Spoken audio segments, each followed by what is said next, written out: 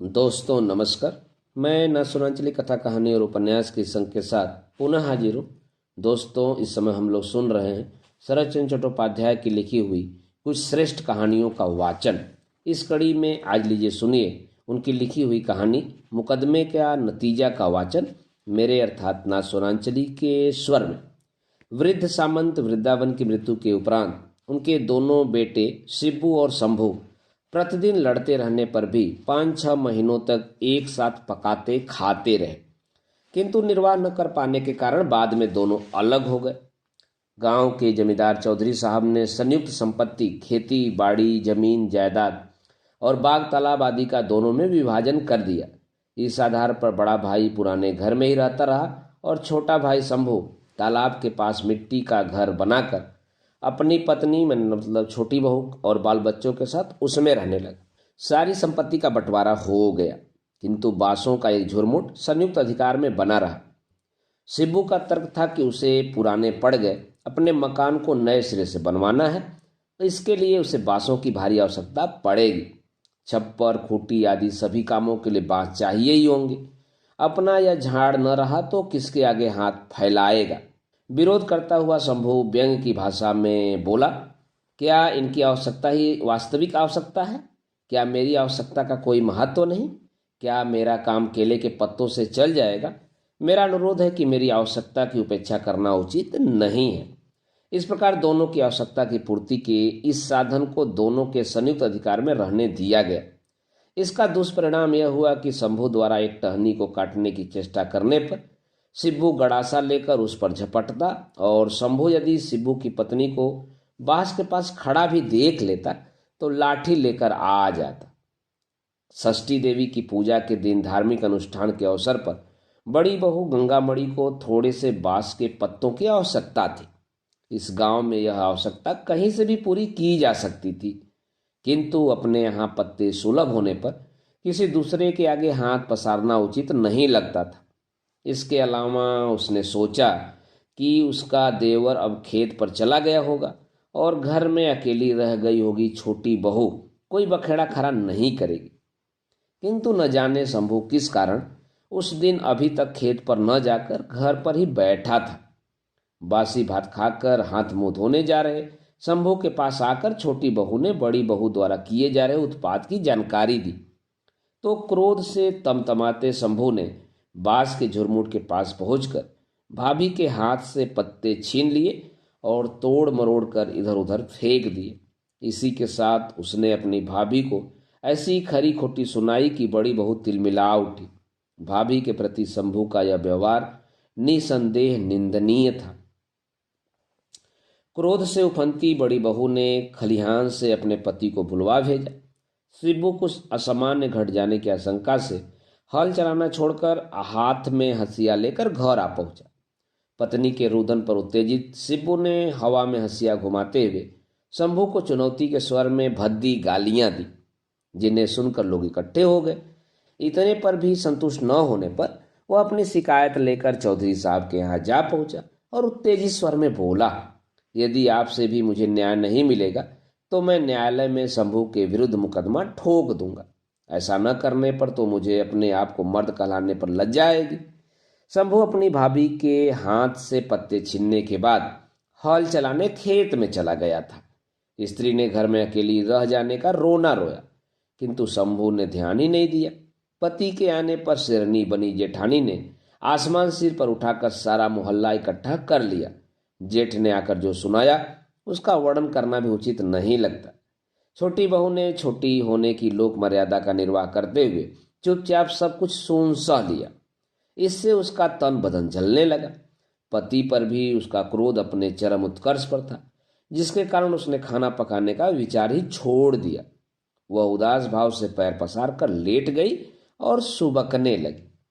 बांस के 2 पत्तों के लिए देवर द्वारा किए गए अपमान को न पचाती बड़ी बहू भी अपने घर में अनशन किए बैठी थी। उसने भी प्रण ठान लिया कि इस झगड़े का अंतिम फैसला न होने तक वह अन्न जल ग्रहण नहीं करेगी। इसी के साथ उसने स्वामी के घर को छोड़कर मायके चली जाने की धमकी भी दे डाली थी। 1:30 दिन चढ़ जाने पर भी शिबू के घर न लौटने पर बड़ी बहू आशंकित हो उठी थी। कि चौधरी साहब के व्यवहार से आश्वस्त न होने पर कहीं उसका पति सीधे कचहरी न चला गया हो। इतने में बड़े जोर से दरवाजा खुलने की आवाज आई और उसी के साथ शंभू का 16 साल का बड़ा लड़का गयाराम भीतर प्रविष्ट हुआ। आयु में छोटा होने पर भी उसका क्रोध अपने पिता के क्रोध से भी कहीं बढ़ चढ़कर था। इसी के साथ वह बड़ी ओछी भाषा का प्रयोग करता था।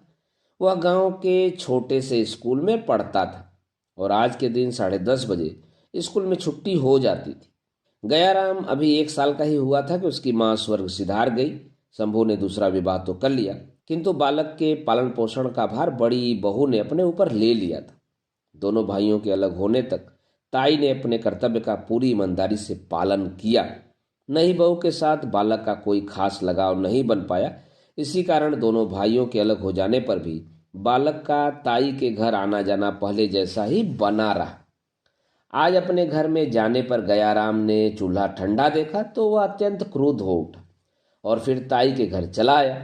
ताई के चेहरे को देखकर तो बालक के भीतर की ज्वाला और अधिक धधकने लगी। वह बिना कुछ पूछताछ किए बोला, ताई भूख लगी है, खाने को भात दो। ताई ने सुनकर सुना कर दिया। वह पूर्वत जड़ बनी चुपचाप बैठी रही। इससे तिलमिलाए हुए गयाराम ने धरती पर पैर पटक कर कहा, बोल तो सही, भात देना है या नहीं। गंगामणि भी क्रुद्ध स्वर में बोली, मैंने भात कब पकाया है जो तुझे दूं? क्या तेरी सौतेली माँ ने तुझे खाने के लिए कुछ नहीं दिया जो तू इधर भाग आया है? गयाराम भी चिल्लाकर बोला, तो उसकी बात छोड़ दो और हाँ, अपनी बात बता कि तू मुझे भात देती है या नहीं। नहीं देती तो मैं तेरी सारी हाड़ियां और मटकियां भी तोड़ता फोड़ता हूं। कहता हुआ वह रसोई घर की ओर चल दिया। रसोई का किवाड़ खोलने के पूर्व रुक गया। गयाराम को सोचता हुआ शांत स्वर में बोला, तो भात नहीं देती तो न दे, कोई बात नहीं। मैं अभी अपनी आंखों से देख आया हूं कि नदी के किनारे स्थित बड़ के पेड़ के नीचे पूजा करती हुई ब्राह्मणों की लड़कियां मुट्ठी भर भर चिवड़ा मुड़की जिस किसी को दे रही है, मैं उन्हीं से लेकर अपनी भूख मिटा लूंगा। गयाराम की बात सुनते ही गंगामणि को आज अरण्य षष्ठी होने की सुधि हो आई और फिर अपने क्रोध पर नियंत्रण पाकर वह शांत स्वर में बोली, देखती हूं कि तू खाली पेट इस घर से कैसे जाता है। तुम देखती रहना, मैं तो जा रहा हूं। कहते हुए गयाराम ने फटे अंगोछे को कमर पर लपेटा और निकल गया। उसे उच्च स्वर में रोकती हुई और डांटती हुई गंगामणि बोली, अब आगे, जानता है कि छठ के दिन दूसरों से मांगकर खाने से दुर्गति होती है। अपने हित की थोड़ी सी तो चिंता कर लो। गयाराम ने ताई के कथन को अनसुना कर दिया। रसोई में जाकर उसने सरसों का तेल सिर पर लगाया और बाहर जाने लगा तो ताई दौड़कर आंगन में आई और बोली, देख, आज मैं क्रोध में हूं। यदि तू नदी में डुबकी लगाकर सीधा मेरे पास न आया तो मैं तेरे साथ नाता तोड़ दूंगी। आज के दिन किसी का दिया हुआ खाना नहीं चाहिए। गयाराम निश्चिंत प्रकृति का लड़का था। वह ताई को अंगूठा दिखाकर चलता बना। गंगामणि उसके पीछे पीछे सड़क पर भागती चली गई और उसे सुनाती हुई बोली, लल्ला, आज के दिन कोई भात नहीं खाता, तू जल्दी से नहाकर लौट आ। मैं तुम्हें केले, संदेश, बर्फी और दूध दही का भोजन कराऊंगी। आज के दिन भीख मांगकर खाएगा तो शूद्र कहलाएगा। गयाराम थोड़ी दूर जाकर रुका और बोला, झूठी कहीं की, घर में यह सब कुछ था तो फिर खाने को क्यों नहीं दिया? कुछ नहीं है कहकर टरका क्यों दिया? गाल पर हाथ रखकर हैरानी प्रकट करती हुई गंगामणि बोली, अरे दुष्ट, मैंने कब कहा कि घर में खाने को कुछ नहीं? डाकुओं की तरह तुम्हारा घर में घुसना, बिना नहाए और बिना बातचीत किए खाने पर लपकना, यह भी कोई तरीका है क्या? तो पूछता, ताई आज क्या खाने को देती है तो मैं तुम्हें सब बताती।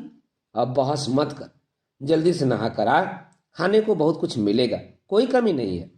गयाराम बोला, रोज रोज तो तुम दोनों लड़ती हो और कुप्पा होकर बैठी रहती हो, रसोई की ओर झांकती तक नहीं, इसलिए दोपहर में मुझे सूखा भात खाकर पेट भरना पड़ता है। आज न मुझे तुम्हारा फलाहार चाहिए, न दूध दही और न ही कुछ चाहिए, मैं चला। गंगामणि बेटे के व्यवहार पर व्यथित हो उठी और अपनी कसम देकर बोली, मेरा राजा बेटा, मेरा कहना मान ले, आज किसी की भीख का सेवन बिल्कुल न करना। देख, जल्दी से नहाकर लौट आएगा तो तुझे 4 पैसे भी दूंगी। गयाराम ने मुंह फेर कर ताई की ओर देखा तक नहीं। वह चलते चलते बोला, मुझे न तुम्हारे पैसे चाहिए और न ही तुम्हारा बढ़िया खाना पीना। तुम्हारे पैसों और फल फूल दूध पर मैं, कहता हुआ वह चला गया। निराश, खिन्न और व्यथित गंगामणि घर लौट आई। वह गया के इस बुरे व्यवहार के लिए उसकी सौतेली माँ को उत्तरदायी मानकर उसे कोसती हुई उदास होकर बैठ गई। नदी की ओर बढ़ते गयाराम के कानों में ताई की गुहार गूंजने लगी। एक तो वह वैसे ही खाने का शौकीन था, फिर आज पटाली, गुड़ और संदेश के साथ दूध दही का प्रलोभन भी था। इसके अलावा खिलाने के लिए खुशामद भी की जा रही थी। अतः बहुत जल्दी ही लड़के का क्रोध शांत हो गया। फलता वह जल्दी से नदी में नहा धोकर भूख की व्याकुलता अनुभव करता हुआ ताई के सामने आ खड़ा हुआ। आंगन में पहुंचते ही वह चिल्लाकर बोला, ताई, जल्दी से फल, दूध, दही आदि सब हाजिर कर। आज यदि तुमने गुड़, संदेश आदि के देने में कुछ कंजूसी की तो अपनी भूख मिटाने के लिए मैं तुम्हें ही खा जाऊंगा। गाय की सेवा के लिए गौशाला में घुसती गंगामणि ने गयाराम की चिल्लाहट सुनी तो वह झूठा आश्वासन देने की अपनी गलती पर पछताने लगी। घर में दूध, दही, चिवड़ा और गुड़ तो था, परंतु केले, संदेश और पटाली गुड़ आदि का तो उसने वैसे ही नाम ले लिया था। उस समय तो गया को भीख का अन्न खाने से रोकना था। वह प्रयोजन तो सिद्ध हो गया, किंतु अब समस्या स्थिति को संभालने की थी। वह बोली, गया, तू कपड़े बदल, इस बीच मैं नदी से पानी लेकर लौटती हूँ। जल्दी आना कहकर गयाराम ने जल्दी से कपड़े बदले, अपने आप आसन बिछाया, पानी का गिलास भरा और पेट पूजा के लिए तैयार होकर बैठ गया। गंगामणि पानी लेकर जल्दी से लौट आई और गया को प्रसन्न देकर संतुष्ट भाव से बोली, देख, हंसता हुआ मेरा बेटा कैसा प्यारा और सुंदर लगता है। अच्छे बच्चे बात बात पर बिगड़ा नहीं करते। इसके साथ ही वह भंडार घर से खाने का सामान लाने चल दी। पल भर में खाद्य सामग्री पर दृष्टि डालने के बाद गयाराम उच्च स्वर में बोला, केले और संदेश कहाँ हैं? गंगामणि हकलाती हुई बोली, बेटा, सच कहती हूँ, अंतर्यामी साक्षी है, ढकना भूल गई थी, इसलिए चूहों ने सब गड़बड़ कर दी। मुझे तो लगता है कि अब घर में एक बिल्ली को पाले बिना काम नहीं चलने वाला। गयाराम हंसकर बोला, मेरे सामने चालाकी करती है? क्या चूहे कहीं केले खाते हैं? मान क्यों नहीं लेती कि केले घर में थे ही नहीं? आश्चर्य प्रकट करती हुई गंगामणि बोली, यह तो क्या कहता है? क्या चूहे केले नहीं खाते? मेरे पास नहीं थे, ऐसा तो किस आधार पर कह सकता है? अच्छा, इस बात को छोड़, मैं मान लेता हूं कि चूहे केले खाते हैं, मुझे केले नहीं चाहिए। अब तो मुझे पटाली, गुड़ और संदेश तो दे, इन्हें देने में न देर लगा और न ही कंजूसी कर। गयाराम दही चिवड़ा मिलाकर खाने लगा और इधर गंगामणि फिर से भंडार की ओर चल दी। वह खाली मटकियों और हाड़ियों को हिलाने का अभिनय करने के साथ साथ बिलखती हुई बोली, मैं तो लौट गई, सारे संदेश भी चूहे खा गए। अब तो गया मेरी बात पर विश्वास ही नहीं करेगा। संयम खोकर चिल्लाता हुआ गया बोला, डायन, मुझे बेवकूफ़ बनाती है। क्या चूहे पटाली गुड़ भी खाते हैं? जब तेरे पास यह सब था ही नहीं तो तुझे झूठ बोलने की क्या आवश्यकता थी? गंगामणि ने कहा, मैं सच कहती हूँ, सब कुछ था। गयाराम क्रोधावेश में उठकर खड़ा हो गया और बोला, ताई, यह नाटक मेरे साथ नहीं चलेगा। मैं तेरी नस नस पहचानता हूँ। यह ले, मुझे तेरे यहाँ कुछ भी नहीं खाना है। कहते हुए उसने पांव के ठोकर से सारा सामान बिखेर दिया और एक लकड़ी की चोट से भंडार में रखी मटकियों और हाड़ियों को भी तोड़ फोड़ डाला। इसके बाद वह बोला, क्यों, तुम्हारे झूठ बोलने का इतना दंड काफी है या नहीं? ताई द्वारा रोकने की चेष्टा का परिणाम यह हुआ कि उसका हाथ भी जख्मी हो गया। इस बीच जमींदार के यहाँ से शिबू को लौटा देखकर गंगामणि रोने लगी तो गयाराम घात लगाकर घर से भाग लिया। शिबू ने क्रुद्ध स्वर में पूछा, क्या मामला है? रोती हुई गंगामणि बोली, घर में घुसकर गया मेरे भंडार की मटकियां और हाड़ियां तोड़ गया है, मुझे भी घायल कर दिया है। शिबू ने जमींदार के यहाँ जाने से पहले अपने पढ़े लिखे साले को उसके घर से अपने साथ ले लिया था। इस समय वह भी वहां उपस्थित था। वह बोला, मुझे तो यह सब आपके छोटे भाई की शैतानी लगती है। उसने लड़के को सिखा पढ़ा कर यह नुकसान कराया है। क्यों दीदी, क्या मैं गलत कह रहा हूँ? उस समय उत्तेजित एवं दुखी गंगामणि अपने भाई की हाँ में हाँ मिलाकर बोली, भैया, तुम सच कहते हो, यह इनके भाई और छोटी बहू की शिक्षा का फल है। यह कहकर उसने अपने घर पर संकल लगाई और हाथ में लकड़ी लेकर आंगन में आकर चिल्लाने लगी, क्यों देवर जी, बेचारे लड़के को क्यों सिखाते फिरते हो? लो, मैं खड़ी हूँ, मुझे जितना पीटना हो आकर पीट लो। चाहो तो दोनों बाप बेटे मिलकर ही प्रयास कर लो। फलाहार करने से निवृत्त हुए शंभू ने हाथ में जलती लकड़ी लिए आंगन में खड़ी भाभी के रौद्र रूप को देखा तो हैरान होकर बोला, आखिर हुआ क्या है? कुछ बताओगे तो पता चलेगा। अपनी पत्नी को उलझता देखकर जमींदार के यहाँ से निराश लौटे शिबू का अभी तक नहाना खाना कुछ भी नहीं हुआ था। घर में इस नए कांड को देखकर वह एकदम असन्यत और असंतुलित हो उठा। वह मोटी सी कसम खाकर थाने पर रिपोर्ट लिखवाने चल दिया। शिबू के सुशिक्षित और समझदार साले का गयाराम से पहले से ही मन मुटाव था। वह बोला, किसी के घर में घुसकर तोड़फोड़ करना कानूनन अपराध है। इसके लिए 6 महीने की जेल का प्रावधान है। जीजाजी, आप चाहो तो मैं बाप बेटे से चक्की चलवा सकता हूं। शिबू साले के हाथ को पकड़कर थाने चल दिया। इधर गंगामणि ने फिर से देवर को ललकारा तो वह बोला, भाभी, भगवान की कसम मुझे कुछ मालूम नहीं कि किसने क्या किया है। गंगामणि चिढ़ाती हुई बोली, दरोगा जी के आते ही सब मालूम हो जाएगा। छोटी बहू खंबे के पास आकर चुपचाप खड़ी हो गई। इधर शंभू ने गयाराम को धौल लगाते हुए कहा, सुअर के बच्चे, क्या शैतानी कराया है? फिर वह भाभी से बोला, भाभी, मुझे अपनी कसम विश्वास करो, मुझे कुछ भी मालूम नहीं। ताई जानती थी कि उसका देवर शंभू इस घटना से एकदम अपरिचित है, किंतु यह समझ क्षमा करने अथवा उदारता दिखाने का नहीं था। अतः बाप पर बेटे के आने का दोष लगाती हुई गंगामणि ने खूब बढ़ा चढ़ाकर गयाराम की धूर्तता का वर्णन कर दिया। कम बोलने वाली छोटी बहू ने कहा, कब से मैं आपके इस लड़के के उदंड होने की शिकायत कर रही हूँ, परंतु एक दिन यह मेरे बेटे को भी निगल जाएगा। पक्का पिशाच है यह। मेरी बात पर तुम्हें विश्वास नहीं आता था, अब क्या अपनी भाभी के कथन को भी अनसुना कर दोगे? शंभू ने गिड़गिड़ा कर पूछा, भाभी, कहीं भैया सचमुच तो थाने नहीं चले गए? देवर की दीनता से द्रवित होकर गंगामणि बोली, देवर जी, तुम्हारे भैया पंचू को साथ लेकर थाने ही गए हैं। पति को डर से कांपते देखकर छोटी बहू बोली, कितने दिनों से आपसे कह रही हूं कि नदी के उस पार बन रहे सरकारी पुल पर गया को काम पर लगवा दो। वे चाबुक की चोट से काम लेंगे, लाला को अक्ल आ जाएगी। मेरी न मानकर लड़के को स्कूल भेजने का क्या लाभ होगा? इसे कौन सा वकील या जज बनना है? शंभू दुखी स्वर में बोला, क्या तुझे इस लड़के से कोई मोह नहीं?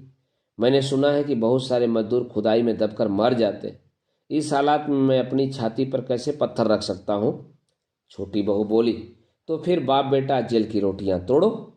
भाभी की खुशामद करता हुआ शंभू बोला, अब की बार क्षमा कर दो और भैया को संभाल लो। मैं कल ही लड़के को पुल के काम पर लगाता हूँ। न यह यहाँ रहेगा न शैतानी करेगा। छोटी बहू जेठानी से बोली, जब झगड़े का जड़ यह लड़का ही है तो जीजी, मेरी समझ में नहीं आता कि तुम इसे अपने घर में घुसने ही क्यों देती हो। मेरा कहा तो सबको बुरा लगता है, किंतु पिछली बार भी तो इसने तुम्हारा मर्तबान तोड़ डाला था। अरे, लातों के भूत बातों से नहीं मानते। मैं कहती हूँ कि पुल के काम में लगा दो, आदमी बन जाएगा। शंभू ने कसम खाकर कहा, कल के इस छोकरे को काम पर लगाऊंगा, इसके बाद ही अन्न जल ग्रहण करूंगा। गंगामणि ने हाथ की लकड़ी फेंक दी और वह बिना कुछ बोले चली गई। तीसरे पहर गंगामणि अपने भूखे प्यासे पति और भाई को भोजन खिलाने की तैयारी में जुटी थी कि गयाराम आधम का घर में ताई को अकेला पाकर वह उसके पीछे आकर खड़ा होकर उसे पुकारता हुआ बोला, ताई। थका मादा गयाराम धम से बैठ गया और बोला, ताई, पेट में चूहे कूद रहे हैं, तेरे पास जो है दे दे, मैं वहीं खा लूंगा, अब भूख सही नहीं जाती। शांत हुई गंगामणि फिर क्रुद्ध हो उठी। वह उत्तेजित स्वर में बोली, ढीठ, बेशर्म, बेहया, फिर यहाँ चला आया मांगने? चल निकल यहाँ से, नहीं तो जूतों से पिटाई करूंगी। क्या सचमुच चले जाने को कह रही है? गाली बकती हुई ताई बोली, हरामजादे, नहीं तो क्या मैं तुम्हारे साथ मजाक कर रही हूँ? ताई, तेरे सिवा मुझे और किसका सहारा है? तूने चूहे का नाम लेकर झूठ बोला, इस पर मुझे क्रोध आ गया। सीधे सीधे कह देती घर में यही कुछ है, फिर देखती कि मैं खाता या नहीं। डायन, अब भूखा मत मार, जल्दी से खाने को कुछ दे। थोड़ा शांत होकर गंगामणि बोली, भूख लगी है तो सौतेली माँ के पास क्यों नहीं जाता? सौतेली माँ के नाम को सुनते ही उत्तेजित होकर गया बोला, उसका तो मैं कभी मुंह भी नहीं देखूंगा। उस ससुरी से खाना मांगा तो बोली, जेल का भात खाना। मैंने तेरे पास आने की बात कही तो फिर उस ससुरी ने मेरे पिता को उल्टी सीधी पट्टी पढ़ाई, तभी तो उसने तुम्हारे हाथ से पत्ते छीने। इसके बाद रोते और धरती पर पैर पटकते हुए गया ने कहा, तुझे स्वयं पत्ते लाने के लिए जाने की क्या आवश्यकता थी? और इससे तुझे क्या मिला? अपना सम्मान गंवाया और तकरार बढ़ाई। एक दिन मैं बांस के झुरमुट में आग लगा दूंगा। मुझे कहा होता तो क्या मैं न ला देता? जानती हो कि मेरी सौतेली माँ क्या कहती है? वह कहती है, तेरी ताई ने तेरे विरुद्ध थाने में रपट लिखा दी है। अब दरोगा तुझे बात कर ले जाएगा और जेल में डाल देगा। ताई, क्या तू ऐसा कर सकती है? ताई बोली, तूने भी मुझे पीटने की हिम्मत दिखाई है? तेरे ताया जी पंचू के साथ थाने में रपट लिखवाने गए हुए तो हैं। गया जानता था कि वह पंचू को फूटी आंख नहीं सुहाता। इससे वह बोला, जब तू जानती है कि क्रोध में मुझे होश नहीं रहता तो बीच में क्यों टपक पड़ी थी? तो क्या तू मुझ पर हाथ उठाएगा? अब जेल की कालकोठरी में जाकर सड़ना। ताई को ठेंगा दिखाकर गया बोला, मुझे जेल में भेजकर क्या तू चैन की नींद सो सकेगी? रोती रोती अंधी हो जाएगी। तू मेरा कौन है जो मैं तेरे लिए रोऊंगी? मेरी बला से तू कहीं पड़ा सड़ता रहा। चिल्लाकर गया बोला, पहले कुछ खाने को तो दो, सुबह का भूखा हूं। यह बातें बाद में करती रहना। गंगामणि के मुंह खुलने से पहले ही शिबू घर लौट आया और अपने घर पर गयाराम को देखकर आग बबूला हो उठा। गया को गालियां बकता हुआ शिब्बू ने पंचू के छोकरे को पकड़ने और उसकी पिटाई करने को कहने लगा। बिजली की तेजी से गया भाग गया और पंचू को सुनाकर बोला, एक दिन मैंने तेरी टांग न तोड़ी तो मैं अपने बाप का बेटा नहीं। पलक झपकने की देर में यह सब हो गया। गंगामणि देखती रह गई। वह बेचारी किसी को कुछ कह न सकी। शिब्बू ने क्रुद्ध स्वर में अपनी पत्नी से कहा, यह सब तेरे लाड़ प्यार का नतीजा है। मैं तुझे अपने सिर का कसम देता हूँ, आज के बाद यह छोकरा कभी इस घर में घुसना नहीं चाहिए। पंचू बोला, दीदी, यदि तू इसे अपने घर में आने देगी तो यह दुष्ट अपने प्रण को सच करने के लिए मेरी टांग भी तोड़ सकता है। तेरा तो कुछ नहीं बिगड़ेगा, किंतु मैं अपंग हो जाऊंगा। शिबू ने कहा, पंचू तू चिंता न कर, मैं कल सवेरे ही उसे पुलिस के हवाले कर दूंगा। गंगामणि जड़ बनी चुपचाप बैठी रही। वह मुंह से एक शब्द भी नहीं बोल सकी। पंचू डरपोक था, अतः वह रात में घर न आकर जीजी के यहाँ ही सो गया। दूसरे दिन दक्षिणा मिलने पर दरोगा जी सिपाही और चौकीदार के साथ मामले की तहकीकात करने के लिए घटनास्थल पर आ पहुंचे। अभियोग काफी बड़े थे। दूसरे के घर में जबरदस्ती घुसना, सामान की चोरी तथा जलती लकड़ी से महिला को मारना पीटना और ऊधम मचाना आदि। दरोगा साहब के आने से पूरे गांव में तहलका और हलचल का मचना स्वाभाविक ही था। मुख्य अभियुक्त गयाराम को फुसलाकर पकड़ लिया गया। दरोगा जी और उसके अमले को देखते ही गयाराम फूट फूट कर रोने लगा और बोला, घर के सब लोग मेरी जान के दुश्मन बन गए हैं और मुझ निरपराध को जेल भेजने पर ही तूले हैं। वृद्ध दरोगा अभियुक्त की आयु और उसके करुण क्रंदन से द्रवित हो उठे। उन्होंने मधुर कंठ से पूछा, गयाराम, क्या तुझे घर में कोई प्यार नहीं करता? गया बोला, केवल ताई जी को छोड़कर और कोई व्यक्ति मुझे प्यार नहीं करता। दरोगा ने पूछा, अपने आप को प्यार करने वाली ताई को तुमने क्यों पीटा? गया बोला, नहीं साहब, मैं उसे क्यों मारूंगा। किवाड़ की ओट में खड़ी ताई की ओर उन्मुख होकर वह बोला, ताई साहब को बताना, क्या मैंने तुझ पर हाथ उठाया है? समीप बैठे पंचू ने कहा, जीजी, हुजूर को सच सच बता दे, कल दोपहर में तुम्हारे घर में घुसकर इस झूठे शैतान ने लकड़ी से तुझ पर प्रहार किया था या नहीं? धर्ममूर्ति दरोगा जी के सामने झूठ बोलने का परिणाम अच्छा नहीं होगा। गंगामणि की फुसफुसाहट को स्पष्ट वाणी देते हुए पंचू ने कहा, हुजूर, मेरी जीजी मारे जाने पर हामी भर रही है। गया क्रोधावेश में आकर बोला, पंचू, तुझे झूठ बोलने का दंड देना ही पड़ेगा। तू अकारण मेरे पीछे पड़ा है। मैंने तेरी टांग न तोड़ी तो बात पूरी करने से पहले ही उसे रुलाई आ गई। पंचू दरोगा की ओर उन्मुख होकर चिल्लाते हुए बोला, हुजूर, अब तो आपने अपने कानों से सुन लिया है। जब हुजूर के सामने इस तरह बक रहा है तो हुजूर के पीछे तो यह कुछ भी कर सकता है। हुजूर, इस सांड को खुला मत छोड़िए। पंचू की बात सुनकर दरोगा मुस्कुरा दिए। रोता बिलखता हुआ गया बोला, मेरी अम्मा नहीं है ना, फिर मेरा पक्ष। बात अधूरी छोड़कर वह माँ की याद में टप टप आंसू बहाने लगा।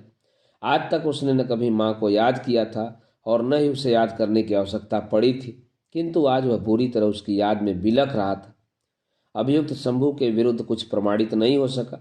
दरोगा ने रिपोर्ट लिखी और सिपाही को अदालत में पेश करने की बात कहकर चल दिए।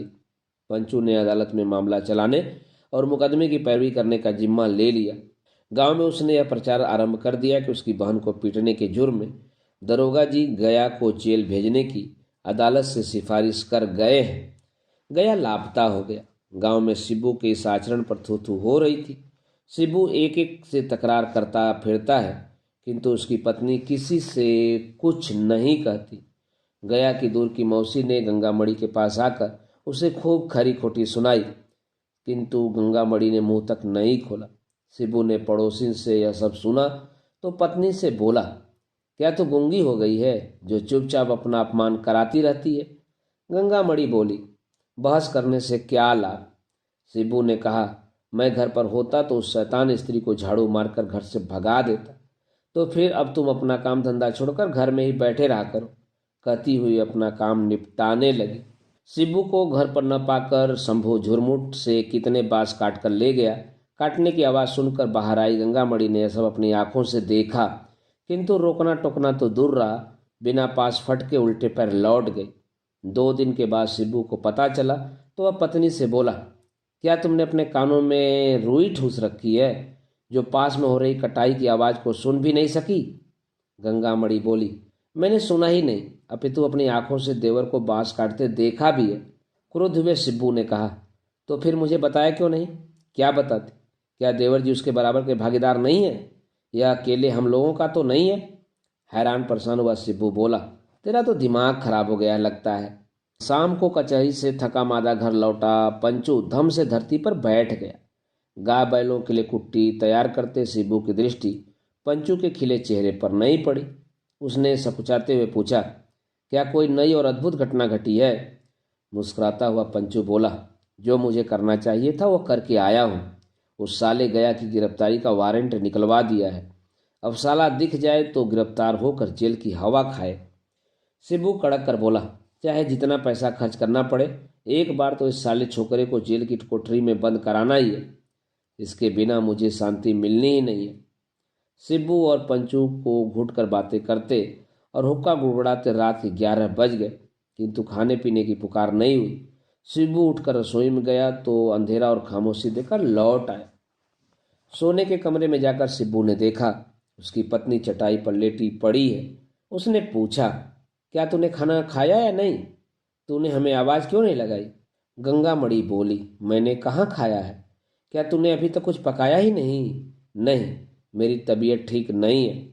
भूख से बिलबिलाते और क्रोध से तिलमिलाते शिबू ने अपनी पत्नी को लात मारते हुए कहा, निकम्मी कहीं की, रोज रोज तबीयत खराब होने का बहाना करके सोती रहती है। खाना नहीं पकाना तो फिर यहाँ रहती किस लिए है? मेरे घर से निकल जा। कहते हुए शिबू ने अपनी पत्नी की चोटी खींचकर उसे घर से बाहर धकेल दिया। घर की चौखट के पास धरती पर रात भर गंगामणि चुपचाप पड़ी रही।